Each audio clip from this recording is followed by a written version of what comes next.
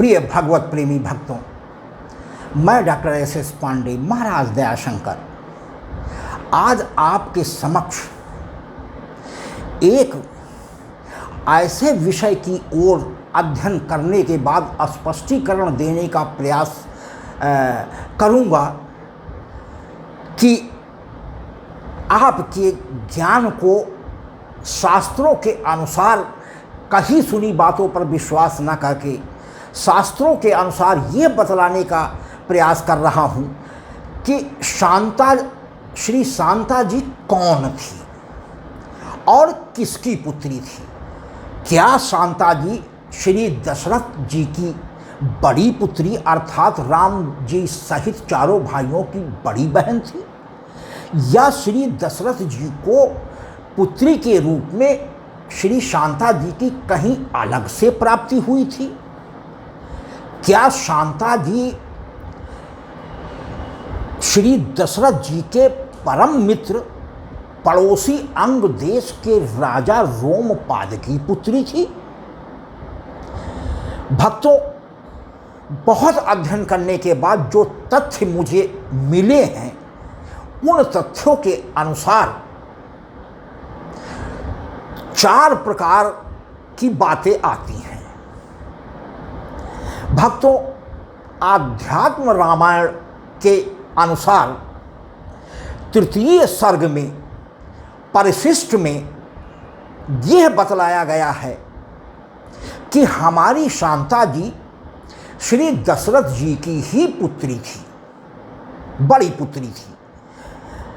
भक्तों, ऐसी मान्यता है कि ऐसे नक्षत्र में हमारी श्री शांता जी का जन्म हुआ था कि वो राजा और राज्य के लिए नक्षत्र शुभ नहीं था। यानी राजा और राज्य के पक्ष में जिस नक्षत्र में हमारी शांता परम विदुषी श्री शांता जी का जन्म हुआ था वो अशुभ था।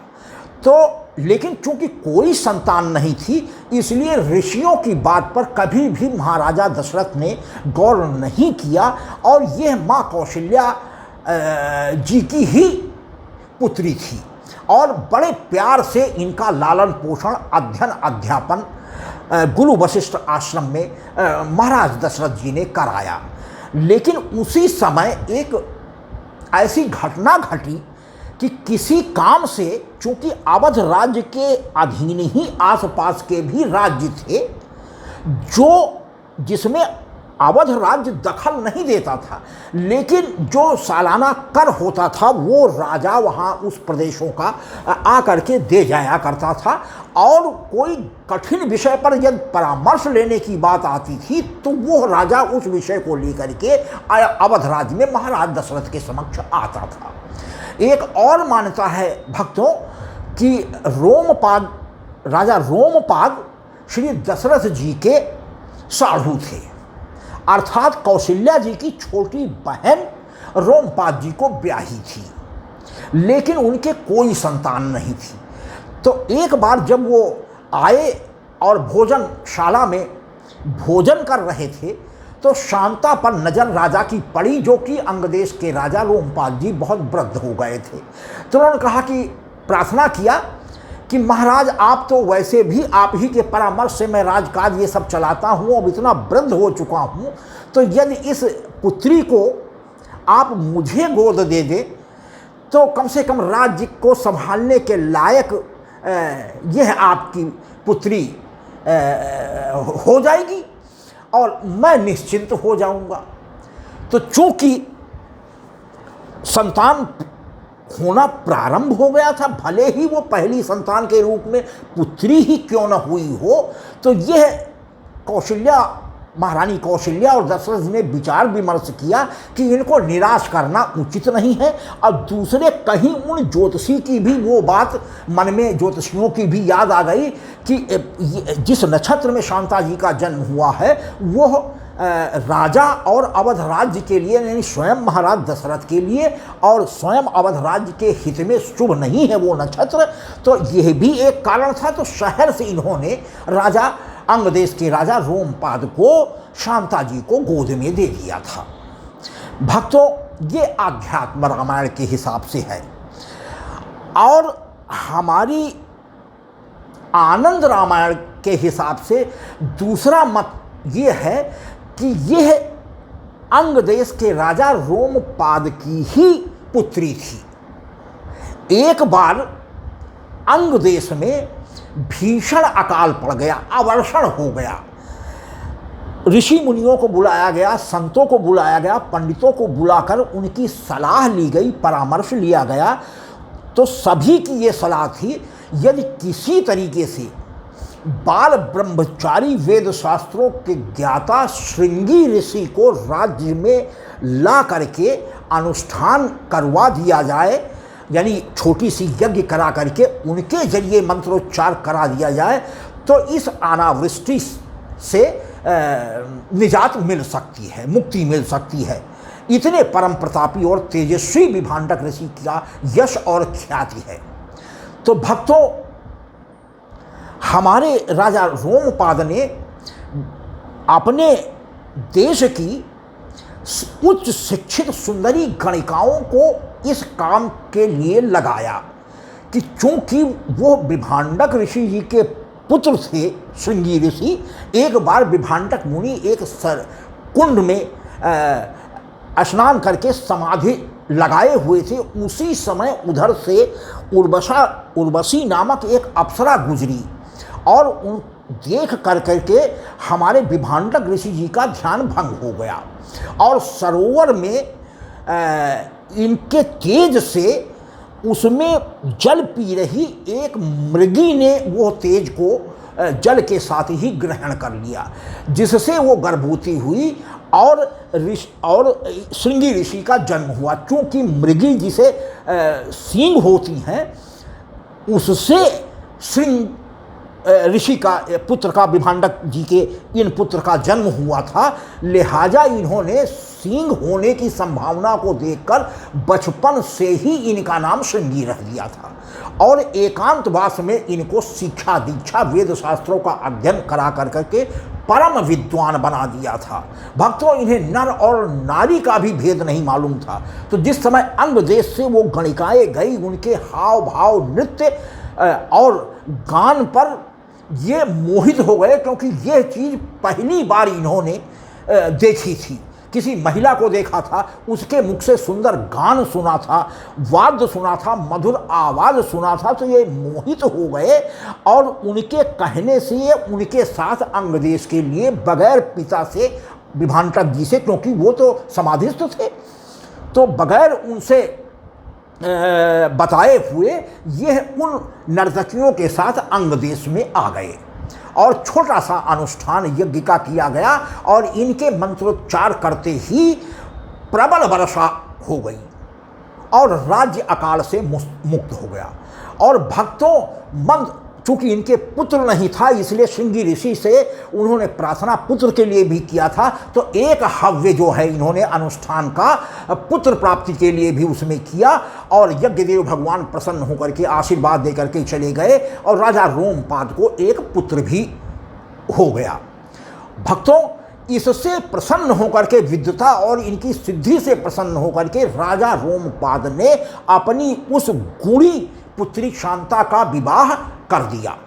श्रृंगी ऋषि से ही राजा रोमपाद जी ने कर दिया। दूसरा मत ये है जो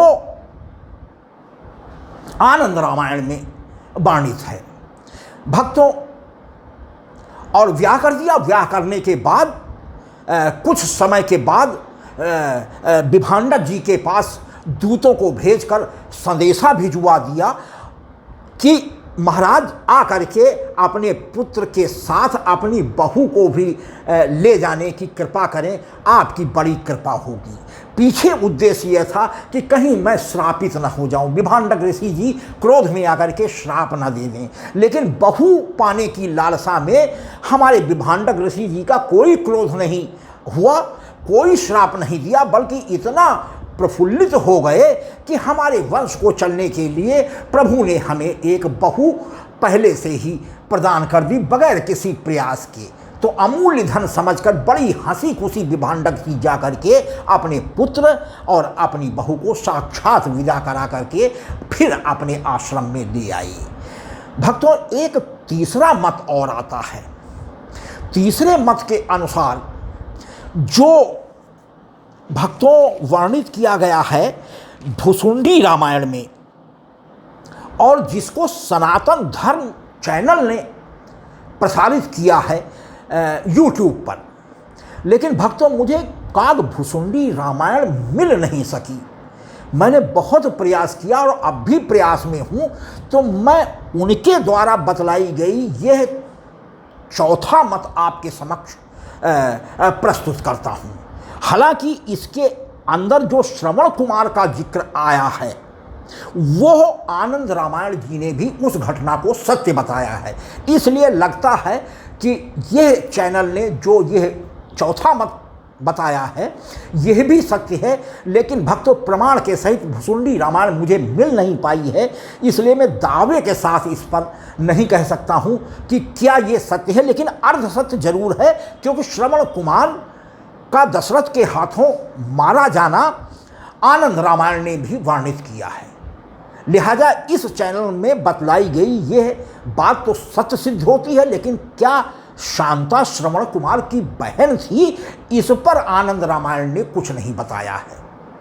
तो भक्तों, उस मत के अनुसार भुसुंडी रामायण यानी सनातन धर्म द्वारा भुसुंडी रामायण का जिक्र किया गया है अपने उसमें, कि वहाँ से ये दृष्टांत आया है। तो उसके अनुसार महाराजा दशरथ के ही राज्य में एक वणिक नाम से, जिनका नाम शांतनु था और माता जी का नाम ज्ञानमती था, रहते थे।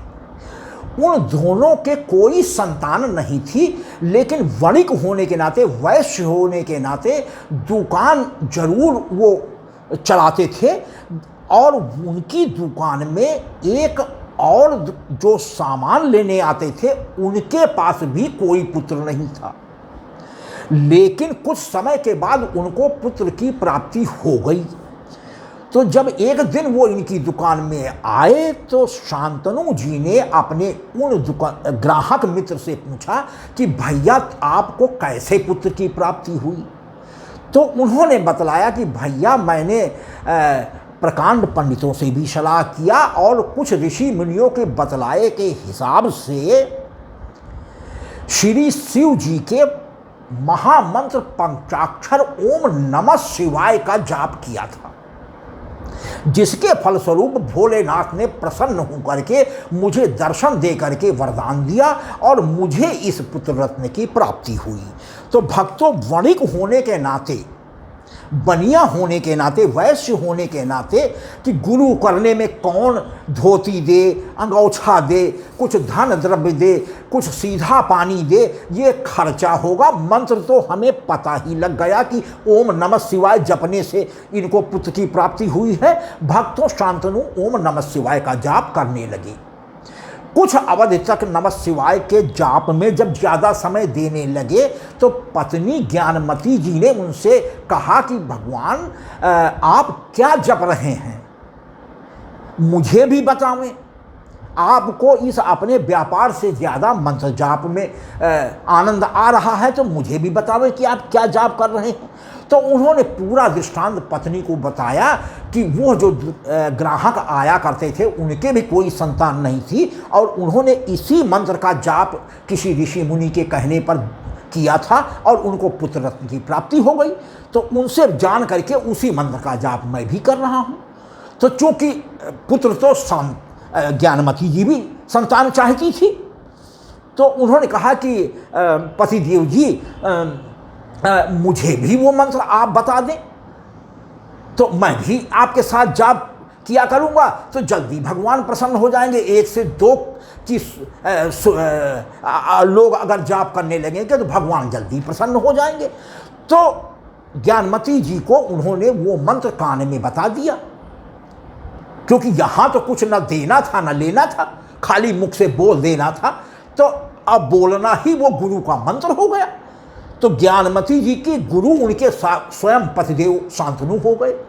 तो भक्तों, जब काफ़ी दिन बीत गए मंत्र जाप करते हुए और भोलेनाथ जी नहीं आए, तो एक दिन उधर से नारद जी चले जा रहे थे। तो उन्होंने कहा कि ये क्या जाप कर रहे हैं।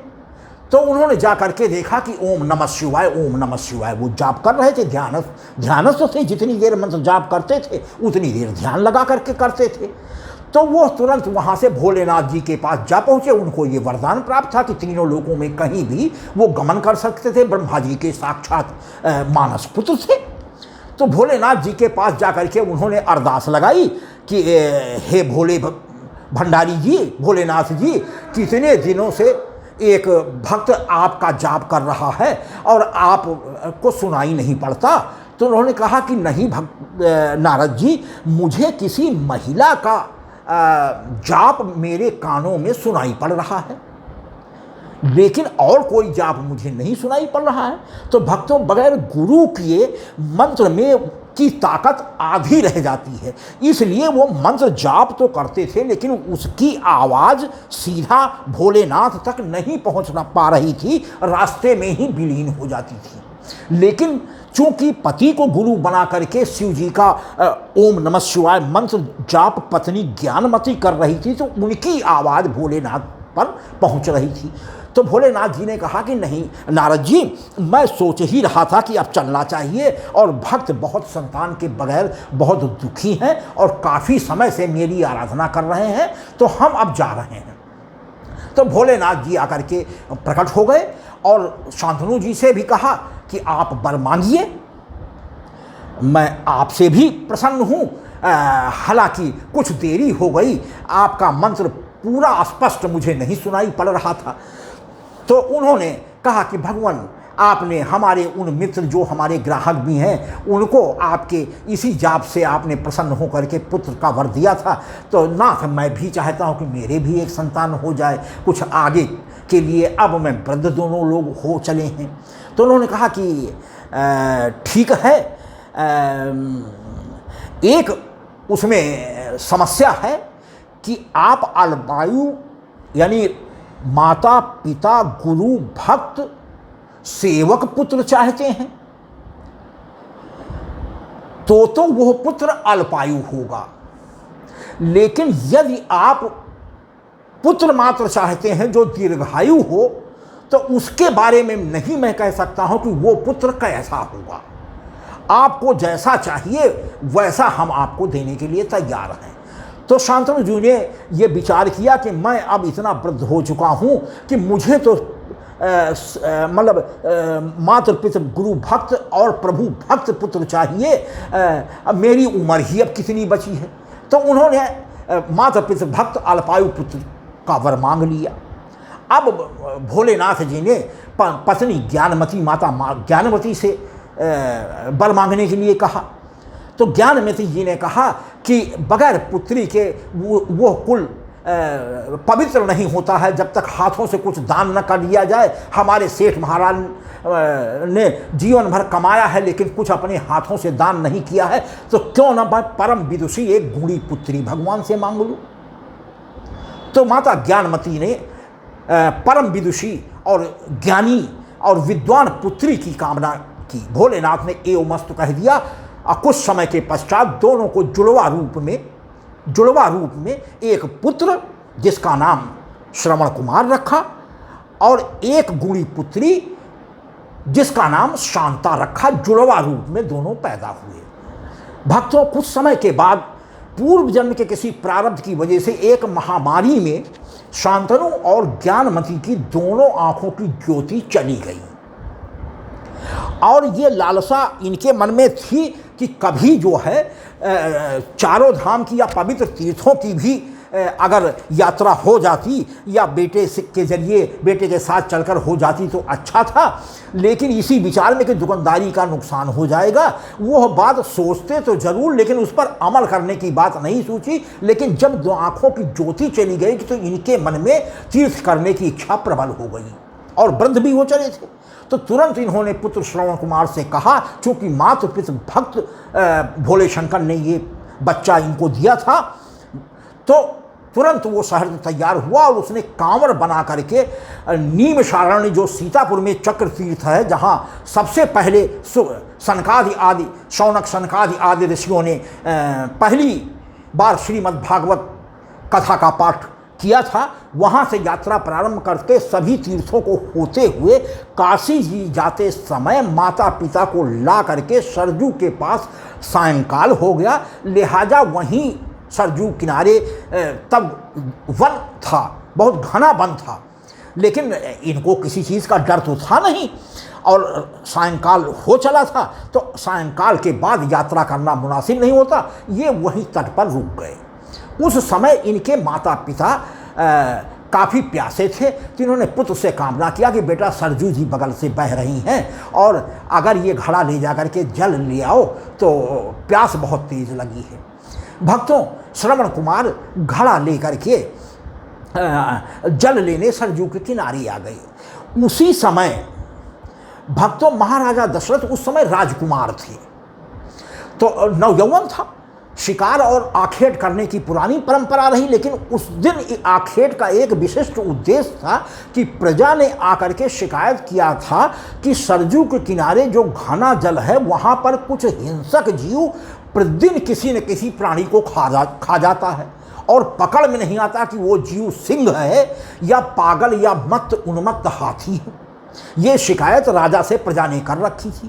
तो उस दिन एक विशेष उद्देश्य से लेकर के महाराजा दशरथ आखेट के लिए उस सरजू किनारे के वन में पहुंच गए और बहुत से मृगों का शिकार, दो चार, आनंद रामायण में तो बहुत से प्राणियों का शिकार दर्शाया गया है। तो बहुत से शिकार करते करते उन्हें घड़े में पानी भरने, जब वो भर रहे थे तो जब तक घड़ा आधा नहीं भर जाता है तब तक वो घट घट पानी उसमें आवाज़ करता हुआ जाता है, और जब आधा भर जाता है तो जल आवाज़ करना बंद कर देता था। तो उन्होंने आवाज़ आई तो उन्हें ये लगा कि या तो शेर अक्सर जीभ से पानी पीते हैं, तो जब जीभ से पानी को खींचते हैं तो चप चप की आवाज़ होती है, यानी आवाज़ उसमें भी होती है। और अगर वो पागल हाथी भी हो तो वो सूंड से पानी खींचकर मुख में डालता है तो वो घट घट वो पानी सीधा उसके उदर में जाते समय आवाज़ करता है। तो इन्हें आवाज़ मिली, ये नहीं जान पाए कि ये उन्मत्त हाथी है या कोई सिंह है या व्याघ्र है, लेकिन इन्हें ये लगा कि कोई हिंसक जीव पानी पी रहा है। भक्तों, इनको शब्द बाण का ज्ञान था, शब्द भेदी बाण, यानी इनको शिकार को जानने की ज़रूरत नहीं पड़ती थी। माज आवाज़ के ऊपर ये अगर तीर चला दें तो वो जीव मारा जाता था। तो भक्तों, जैसे ही इन्हें पानी की घट घट की आवाज़ आई, इन्होंने समझा कि वही हिंसक जीव जिसकी प्रजा शिकायत कर रही थी, ये सरजू के किनारे जल पी रहा है, आज लाओ इसका अंत किए देते हैं जिससे कि प्रजा को भी आराम हमारी हो जाए। इन्होंने शब्द भेदी मार दिया, और चूंकि वो हिंसक पशु नहीं थे, माता पिता प्यासे थे, उनको जल पिलाने के लिए घड़े में जल भरने सरजू के किनारे आए थे, उनको जा करके वो शब्द भेदी बाण लगा और सरवन हे राम कह करके उसी जगह सरजू किनारे पर ही से तो पानी भर रहे थे, तो उथला पानी था, उसी में वो गिर पड़े, तीर लगते ही गिर पड़े और हा राम कह करके कि मुझ निरपराध को किसने मार दिया।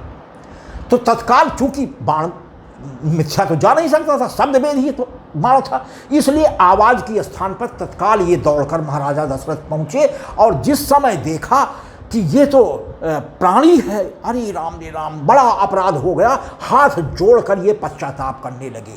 तो तुरंत श्रवण से इन्होंने क्षमा मांगी कि मुझसे भ्रमवश ये अपराध हो गया है, हे ब्राह्मण। उन्होंने समझा कि ये ब्राह्मण है, क्योंकि जटाजूट पितृभक्त होने के नाते बाल बढ़ गए थे, कहीं तब बाल बनवाने की परंपरा नहीं थी, तो इन्हें लगा कि ब्राह्मण वेश है, तो इन्होंने लगा कि अब हमें ब्रह्मदोष भी लग गया, और एक तो निरपराध को प्राणी मेरे बाण से मारा गया है, दूसरा अपराध ये हो गया।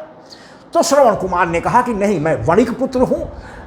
महाराज अपना परिचय दिया कि मैं अयोध्या का राजा महाराज दशरथ हूँ। भ्रम बस मैंने समझा कि कोई हिंसक जीव आया है, प्रजा कई दिनों से शिकायत कर रही थी, कोई जा करके खा जाता है, प्रतिदिन कई आदमियों का शिकार कर चुका है, और मैंने उसी भ्रम में ये शब्द वेदी बाण मरा और निरपराध आपकी मौत का मैं अपराधी हूँ।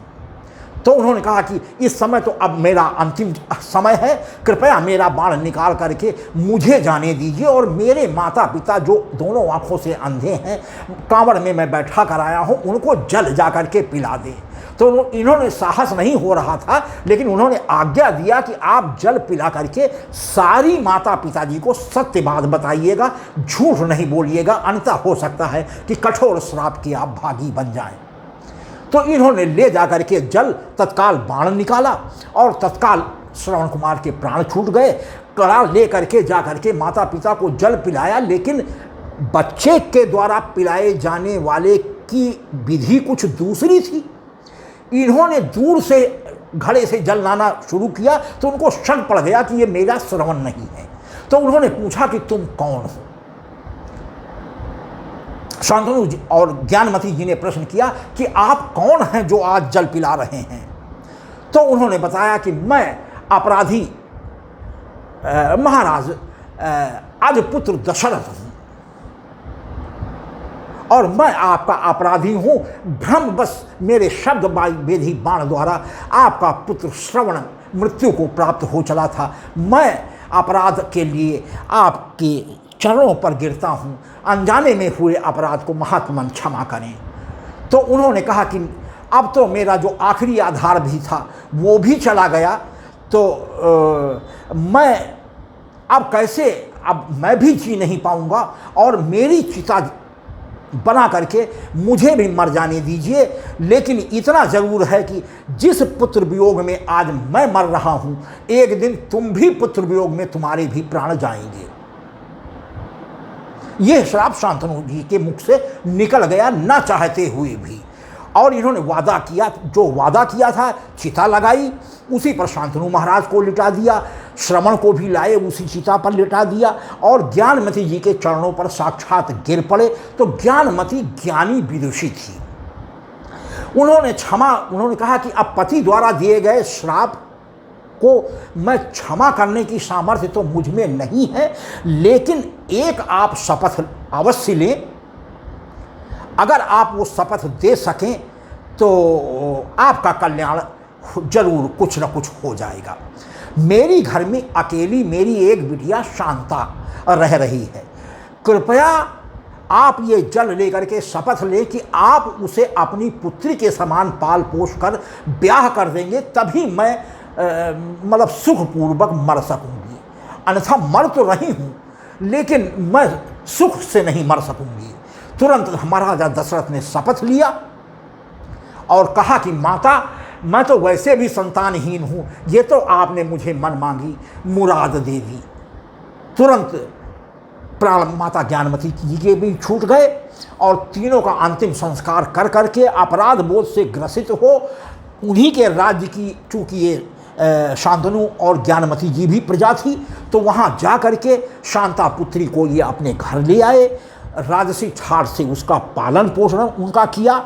कौशल्या समेत तीनों रानियां बहुत खुश हो गई। भले ही पुत्री मिली हो, लेकिन कोई संतान तो इनको मिल गई।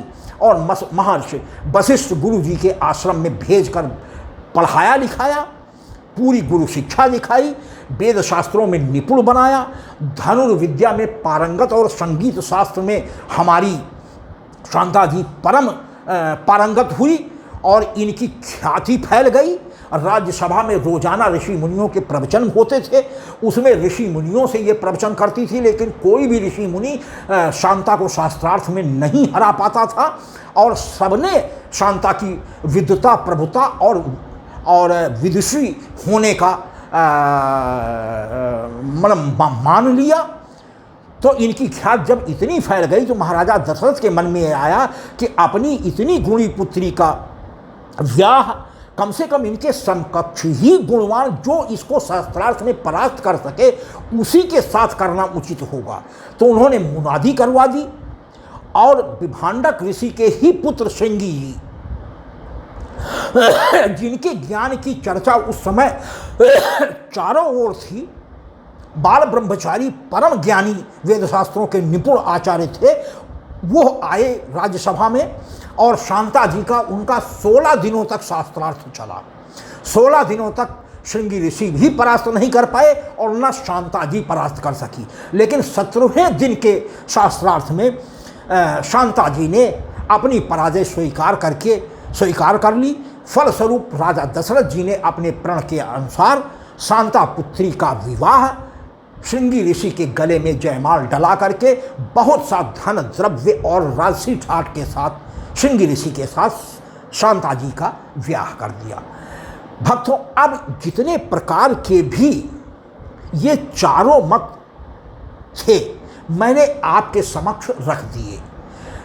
तो अब ये डिसाइड करना कि किसकी पुत्री थी, हम सभी शास्त्रों को मानते हैं। बहरहाल महाराजा दशरथ जी के भी हाथों आध्यात्म रामायण ने बराबर महाराजा दशरथ की पुत्री होना बताया है और राजा रोमपाद को उनकी मांग पर इस पुत्री को दत्तक यानी गोद में दे दिया था, गोद ले लिया था महाराजा रोमपाद ने। तो आध्यात्म रामायण को माने तो महाराजा दशरथ और कौशल्या जी से ये हमारी शांता जी हुई हैं। इस प्रकार ये प्रभु राम सहित चारों भाइयों की बड़ी बहन हुई। भक्तों, अब आपके सामने सारा चीज़ स्पष्ट हो गया है। अब इन्हीं सभी बातों को मैंने अपने पद के रूप में वर्णित किया है, जिसको मैं अब आपके समक्ष प्रस्तुत करता हूँ। पद बड़ा ना हो जाए भक्तों, इसलिए बहुत संक्षिप्त में मैंने इसमें तमामों चीज़ें, छोटी छोटी चीज़ें आपको नहीं बतलाई हैं, लेकिन मूल रूप में सार में आनंद रामायण में जो कहा गया वो आपके समक्ष रख दिया, आध्यात्म रामायण में जो कहा गया, वाल्मीकि जी में जो कहा गया और भुसुंडी रामायण में जो कुछ कहा गया। अब आइए ये पद में, लेकिन ये स्थापित सत्य है कि श्रवण कुमार महाराजा दशरथ के भी हाथ से शब्दवेदी बाण के द्वारा भ्रम में मारे गए थे। तो आइए संपूर्ण पद इसी को दर्शाता हुआ आपके समक्ष निवेदित है एक छोटे से संकीर्तन के बाद।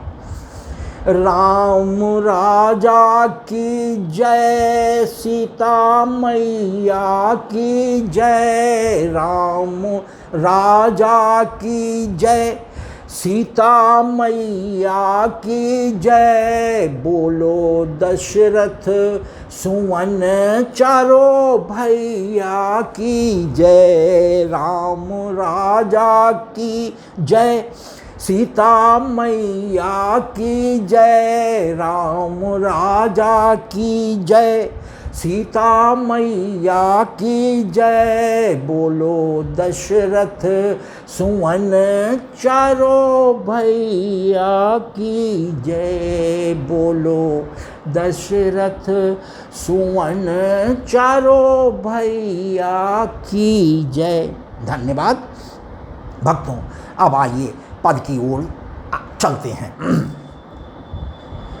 प्रभु ने ऐसी कृपा बरसाई, शांता पुत्री श्री दशरथ ने पाई, प्रभु ने ऐसी कृपा बरसाई, शांता पुत्री श्री दशरथ ने पाई, प्रभु ने ऐसी कृपा बरसाई, शांता पुत्री श्री दशरथ ने पाई, था घना वन।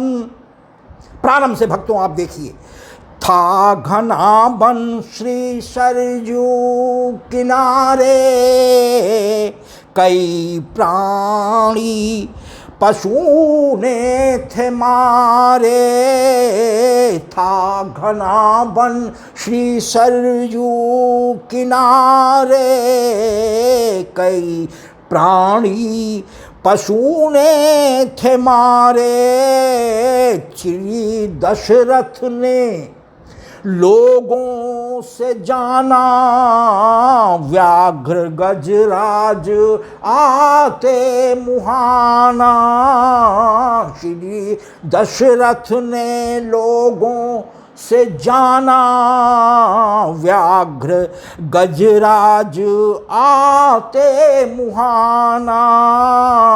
श्री दशरथ ने धीरज बंधाई, प्रभु ने ऐसी कृपा बरसाई। श्री दशरथ ने धीरज, प्रजा को श्री दशरथ ने धीरज बंधाई, प्रभु ने ऐसी कृपा बरसाई। तट गए राजा मृगया को करने, तट गए राजा, मृगया माने शिकार, तट गए राजा मृगया को करने। पाई आहट थी पानी के पीने, तट गए राजा मृगया को करने। पाई आहट थी पानी के पीने, सरजू जल भर रहे थे घड़े में, सरयू जल भर रहे थे घड़े में। समझा जल पी रहा गज मजे में, सरयू जल भर रहे थे घड़े में। जो आवाज आई, समझा जल पी रहा गज मजे में। मजे माने पागल हाथी, गज माने हाथी। तो इनको ये समझ में आया कि वही मस्त हाथी आज तट पर ये आ गया और प्राणियों का शिकार ये जरूर करेगा जो भी इसकी चपेट में आ जाएगा, जैसा प्रजा ने बताया था। तो सरयू जल भर रहे थे घड़े में, समझा जल पी रहा गज मजे में। है ये हिंसक पशु शब्द पाई, प्रभु ने ऐसी कृपा बरसाई, प्रभु ने ऐसी कृपा बरसाई। शांता पुत्री श्री दशरथ ने पाई, शब्द भेदी तीर सुन कर के मारा, शब्द भेदी तीर सुन कर के मारा।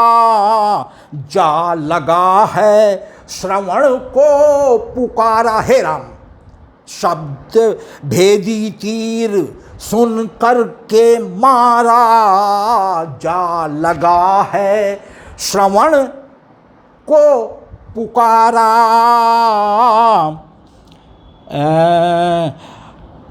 हाय किसने, हाय किसने, श्रवण कह रहे हैं कि हाय किसने मुझे बाण मारा, मैंने उसका नहीं कुछ बिगाड़ा। हाय किसने मुझे बाण मारा, मैंने उसका नहीं कुछ बिगाड़ा। वृद्ध अंधे हैं माता पिताजी,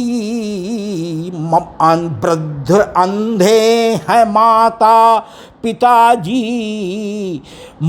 भार मुझको मार मुझको है छीना सहारा, वृद्ध अंधे हैं माता पिताजी। श्रवण कह रहा है कि मार मुझको है छीना सहारा।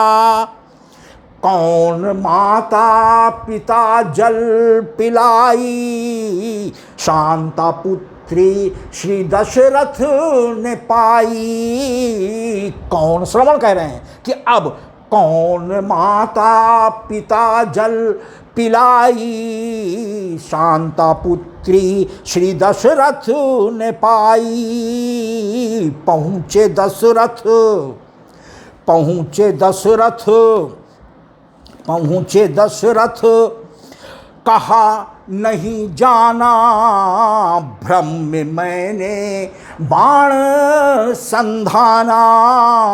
पहुँचे दशरथ, कहा नहीं जाना भ्रम में मैंने बाण संधाना, सिंह गज भ्रम में तुमको है मारा, क्षमा अपराध कर दो हमारा।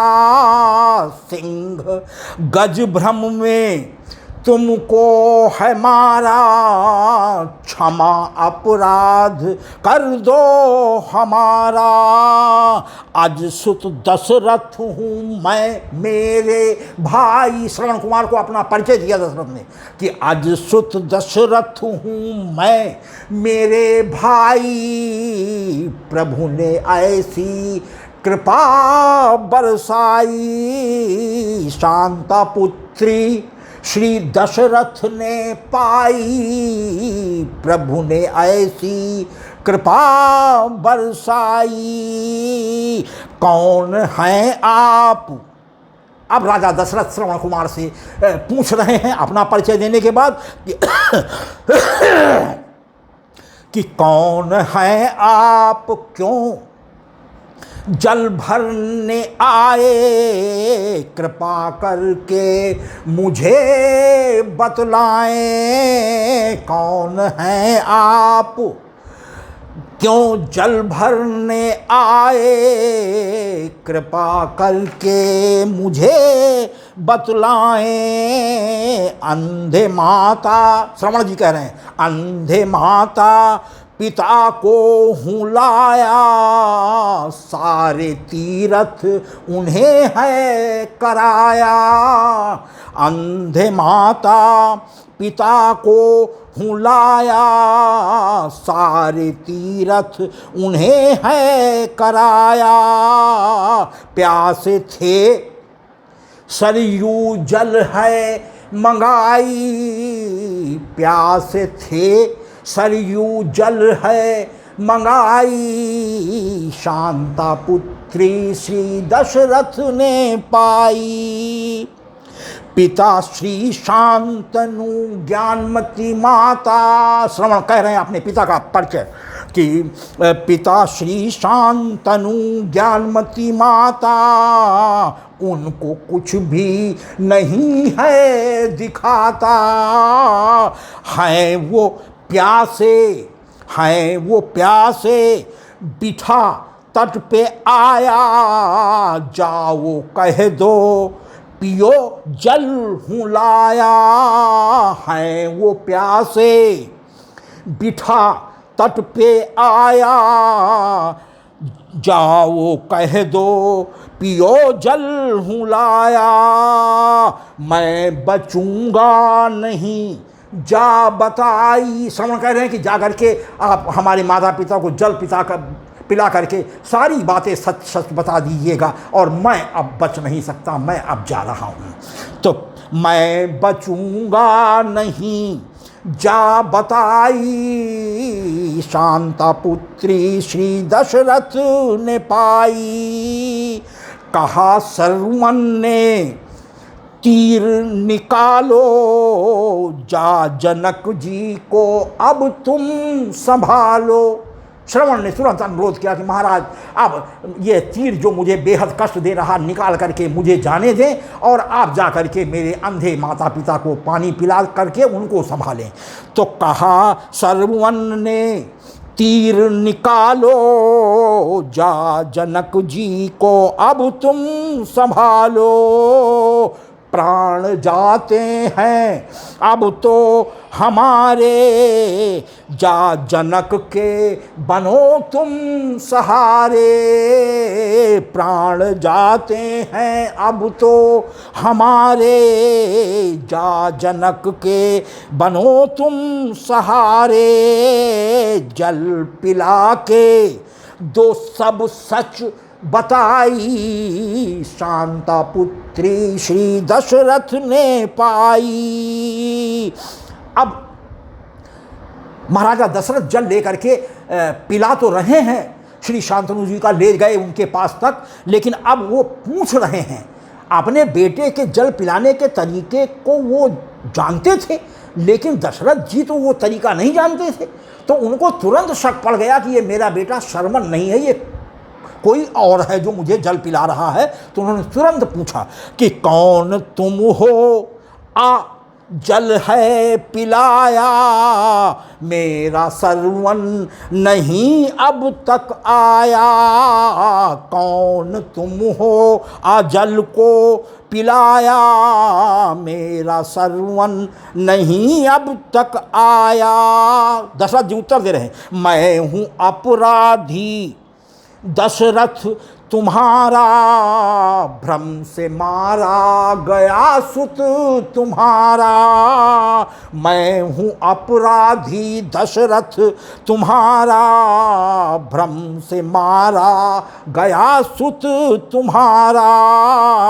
क्षमा कर दो जनक हो सहाई। तुरंत उन्होंने माता पिता अपना मान करके प्रार्थना किया कि हे जनक जी, जैसे आप श्रवण के माता पिता हैं वैसे मेरे भी माता पिता हुए, तो क्षमा कर दो जनक हो सहाई। शांता पुत्री श्री दशरथ ने पाई।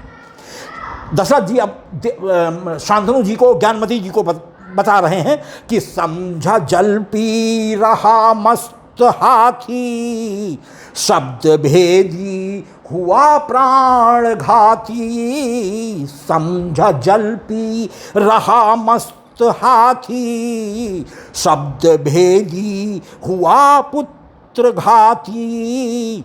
आपका सुत गया मुझसे मारा, मैं हूँ अपराधी भगवन तुम्हारा। दंड का मैं हूँ भागी दुहाई। दंड, महाराजा दशरथ कह रहे हैं कि दंड का मैं हूँ भागी दुहाई। शांता पुत्री श्री दशरथ ने पाई, प्राण सुत बिन। अब शांतनु जी कह रहे हैं कि प्राण सुत बिन हमारे हैं जाते, हम यही श्राप तुमको सुनाते। यानी जिस प्रकार पुत्र वियोग में मेरे प्राण जा रहे हैं उसी तरीके से तुम्हारे भी पुत्र वियोग में प्राण जाएंगे। और वही हुआ कि राम जी को राज्याभिषेक के समय वनवास होने के कारण 5वें ही दिन राम राम कहि राम कहि राम राम कहि राम, और भूप गए सुरधाम। 6 बार राम राम कह करके पुत्र वियोग में भी दशरथ जी के भी प्राण गए हैं। वो श्रवण कुमार को भ्रम से शब्दवेदी बाण लगने से मृत्यु हो जाने पर पिता शांतनु द्वारा दिए गए श्राप का प्रतिफल था, जो छिपाए रखे थे। लेकिन राम वनवास के समय महाराजा दशरथ ने कौशल्या से और गुरु वशिष्ठ जी से कुछ समय पहले ही बता दिए थे अपने इस अपराध को, और फलस्वरूप पुत्र प्राप्ति के लिए जो पुत्रेष्ठी यज्ञ कराया गया, यही वशिष्ठ जी ने सुझाव दिया था, उससे आपके इस अपराध की भी कुछ क्षमा हो जाएगी। लेकिन और किसी से नहीं बताया था। तो जब प्रभु राम का वनवास हुआ तो नींद न पड़ने के कारण और वह अपराध बोध याद हो आया श्रवण कुमार की मौत का, तो कौशल्या जी से बताया। अंत में वही हुआ कि 5वें दिन ही राम राम कहि राम कहि राम राम कहि राम, और दशरथ जी के प्राण चले गए। तो वही है, प्राण सुत बिन हमारे हैं जाते, हम यही श्राप तुमको सुनाते। मेरे घर पर अकेली है बेटी, पुत्री शांता मैं तुमको हूँ देती। ज्ञानमती माता जी ने, वो परम गुणी थी, उन्होंने तुरंत उसका निदान किया और शपथ लेकर के ये हमारी माता ज्ञानमती जी ने कहा कि मेरी बेटी घर पर अकेली है जिसका नाम शांता है, मैं अपनी उस बेटी को आपको देती हूँ और आप उसको कभी पराई नहीं समझना, अपनी ही बेटी मान करके उसका पालन पोषण, क्योंकि अब मेरी जगह पर आप ही उसके माता पिता हुए। तो अपनी पुत्री समझकर इसलिए कभी दशरथ जी ने उसके साथ कोई ऐसा नहीं किया, बिल्कुल साक्षात अपनी पुत्री के समान ही उनकी परवरिश किया। और अंत में उसी पुत्री के पति के द्वारा किए गए यज्ञ के फलस्वरूप जिस प्रकार राजा रोमपाद को पुत्र की प्राप्ति हुई थी, उसी प्रकार उन्हीं श्रृंगी ऋषि को बुला करके वशिष्ठ जी के कहे के अनुसार पुत्रेष्टि यज्ञ कराने के फलस्वरूप उनके द्वारा हव्य दिए जाने के फलस्वरूप, मंत्र जाप के फलस्वरूप प्रसन्नता में प्रकट हुए अग्निदेव महाराज की खीर पा करके तीनों माताएं गर्भवती होकर हमारे चारों भगवान राम लक्ष्मण और भरत शत्रुघ्न को जन्म दिया था। तो बिल्कुल वही सब दोहराया जा रहा स्थिति। तो मेरे घर पर अकेली है बेटी, पुत्री शांता मैं तुमको हूँ देती, दो शपथ ना समझना पराई, शांता पुत्री श्री दशरथ ने पाई। अब थोड़ा सा इतिहास शांतनु और ज्ञानमती जी का पूर्व की ये 2-4 लाइनों में मैंने बतला दिया था कि बिन गुरु मंत्र शिव को जपा था, वर में अल्पायु शर्मन मिला था, किंतु पत्नी ने मुझसे सुना था। लेकिन पत्नी ने पति से गुरु मंत्र पंचाक्षर शिव मंत्र पाया था, इसलिए ये गुरु कर चुकी थी। तो वही चीज़ें संक्षेप में पद के माध्यम से आपके समक्ष, किंतु पत्नी ने मुझसे सुना था, शांता पुत्री निपुण वर मिला था, बेटी शांता को लो अपनाई, बेटी शांता को लो अपनाई, शांता पुत्री श्री दशरथ ने पाई।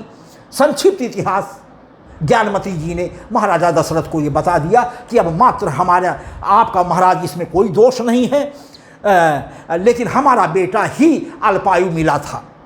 तो यह ज्ञानी थी, परम विदुषी थी, इसलिए इन्होंने कोई श्राप नहीं दिया माता ज्ञानमती जी ने, बल्कि अपनी पुत्री को अपनी ही पुत्री के समान मानने के लिए शपथ दिला करके अपने प्राण त्याग दिए।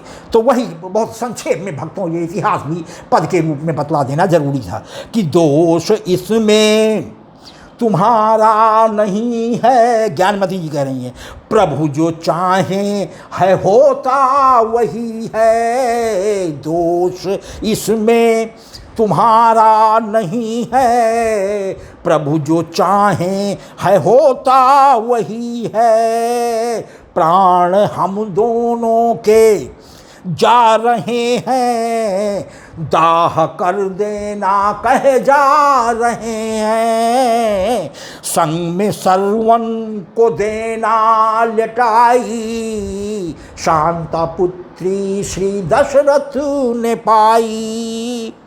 पुत्री अब तीनों को एक चिता पर लिटा करके और दाह संस्कार करके महाराजा दशरथ स्नान करके आ गए, घर आ गए, लेकिन किसी से नहीं बताया अलावा गुरु वशिष्ठ के अपने इस अपराध को। तो पुत्री शांता को लाए महल में, रानियां खुश हुई अपने मन में, क्योंकि निसंतान थी पुत्र स्त्री योग के पहले बगैर कराए हुए तो कोई संतान थी नहीं, दशरथ जी निसंतान थे, लेकिन पुत्री पा करके अब असीम प्रफुल्लित हो गए। कभी इन्हें नहीं लगा कि ये हमारी पुत्री नहीं है।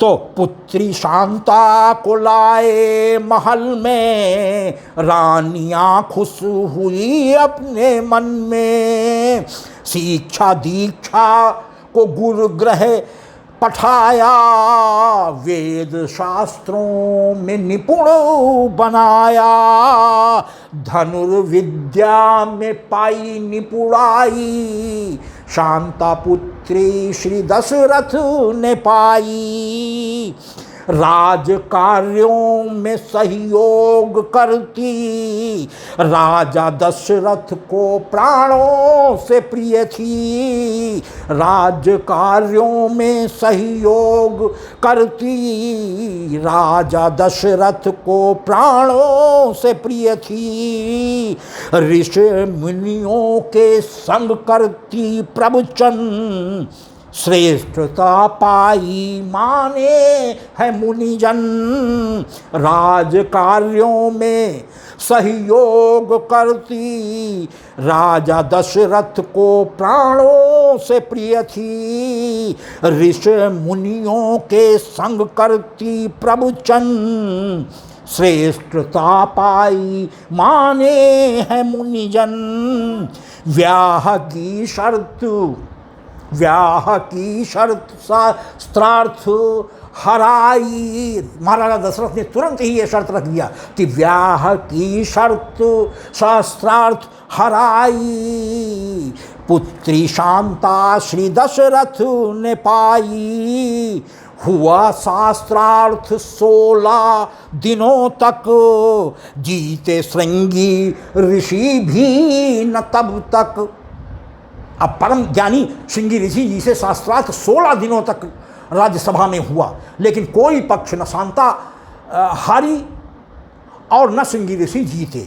तो हुआ शास्त्रार्थ 16 दिनों तक, जीते श्रृंगी ऋषि भी न तब तक, 17वें दिन हुई हैं पराजित, हुए श्रृंगी ऋषि आह्लादित, 17वें दिन हुई हैं पराजित, हुए श्रृंगी ऋषि आह्लादित, शांता जी ने वरमाला पहनाई, शांता पुत्री श्री दशरथ ने पाई। अब थोड़ा सा परिचय श्रृंगी ऋषि का, जैसा इतिहास में मैं बता चुका हूँ। ये विभांडक ऋषि जी के सुत थे, वेद शास्त्रों के ज्ञाता निपुण थे, ये विभांडक ऋषि जी के सुत थे, वेद शास्त्रों के ज्ञाता निपुण थे, राजा दशरथ हुए अति प्रफुल्लित, ऋषि दामाद पामन में हर्षित, राजा दशरथ हुए अति प्रफुल्लित, ऋषि दामाद पामन में हर्षित, कर दी श्रृंगी ऋषि संग विदाई, शांता पुत्री श्री दशरथ ने पाई। पाई शांता, जरा सा आगे का इतिहास बताए दे रहा हूं कि पाई शांता थी, अब तक सहारा, कैसे होगा बिना सुत गुजारा। पाई शांता थी अब तक सहारा, लेकिन अब शादी कर देने के बाद, विदाई कर देने के बाद इनको पुत्र की चिंता सताने लगी कि अब तो मेरा जो सहारा था वो भी चला गया, तो अब कैसे होगा। गुरु जी से जाकर के वशिष्ठ जी से अपनी समस्या बताई, तो पाई शांता थी अब तक सहारा, कैसे होगा बिना सुत गुजारा। राजा पहुँचे जा गुरु से विनय की, है नहीं सुत उम्र चौथेपन की। राजा पहुँचे जा गुरु से, वशिष्ठ जी से विनय की, है नहीं सुत उम्र चौथेपन की। तो वशिष्ठ जी ने आश्वासन दिया कि यज्ञ पुत्रेष्ठी से पुत्र होंगे, यज्ञ पुत्रेष्ठी से पुत्र होंगे, यज्ञाचार्य श्री श्रृंगी बनाई। वही आप दामाद ही को यज्ञाचार्य के रूप में, क्योंकि उनसे परम विद्वान कोई भी संत उस समय उपलब्ध नहीं था, और इनके मंत्रों में वो ताकत थी कि जो चाहते थे वो देवता प्रसन्न होकर के साक्षात प्रकट हो जाया करता था। तो वही वशिष्ठ जी ने बताया कि श्रृंगी ऋषि को बुला करके, जो संयोग से आपके दामाद भी अब हो गए हैं, और शांता जी भी सहर्ष प्रेरित कर देंगी आने के लिए, और प्रयास करके उनको बुलाइए। अगर वो पुत्रेष्ठी जब कराते हैं तो आपको 4 सुत, एक नहीं 4 भगवान आपको प्राप्त होंगे। तो पाई शांता थी अब तक सहारा, कैसे होगा बिना सुत गुजारा। राजा पहुँचे जा गुरु से विनय की, है नहीं सुत उम्र चौथेपन की। यज्ञ पुत्रेष्ठि, वसी जी कह रहे हैं, यज्ञ पुत्रेष्ठि से पुत्र होंगे, यज्ञाचार्य श्री श्रृंगी बनाई।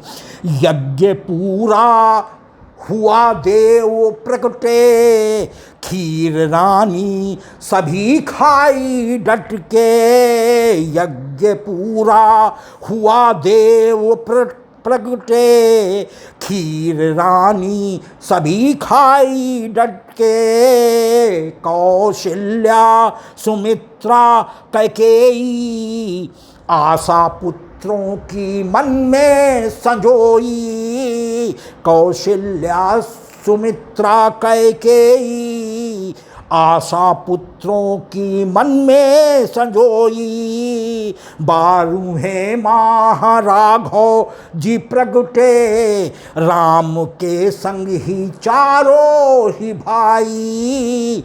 12वें माह राघव है प्रकटे, राम के संग में चारों ही भाई। प्रभु ने ऐसी कृपा बरसाई, शांता पुत्री श्री दशरथ ने पाई। भक्तों, अब अंत में